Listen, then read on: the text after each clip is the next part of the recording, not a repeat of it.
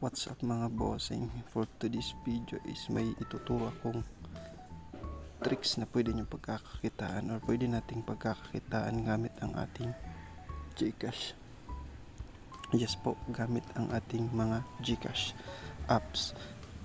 Ang kailangan mo lang gawin is pumunta ka sa mismong Gcash application. Click natin tong Gcash natin. Yan.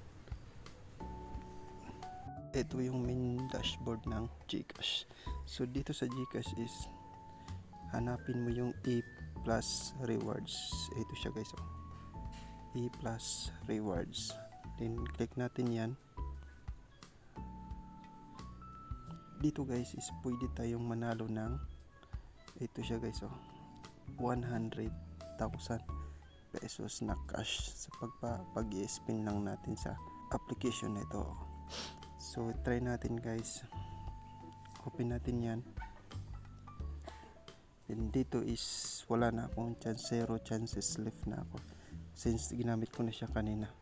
So dito guys is pwede tayong manalo ng 100,000 cash, o pwede rin nating makuha itong try again later. Meron ding 18% off ng Shein, Foodpanda, Alipay 5 pesos, then Jollymax 5 pesos, then Timo is 5 pesos din. Then meron ding Google app na 10 pesos. So yan yung pwede natin mapanalunan dito guys. So ang main reason talaga kung bakit tayo pupunta dito is yung 100,000 na cash. So ang gagawin mo lang guys is i-open mo lang yung app mo everyday. Nagre-refresh naman na ito para maka-spin ka ng isang beses sa isang araw. So yan lamang guys. At kung nagustuhan mo ang ating video, huwag kalimutang mag-subscribe.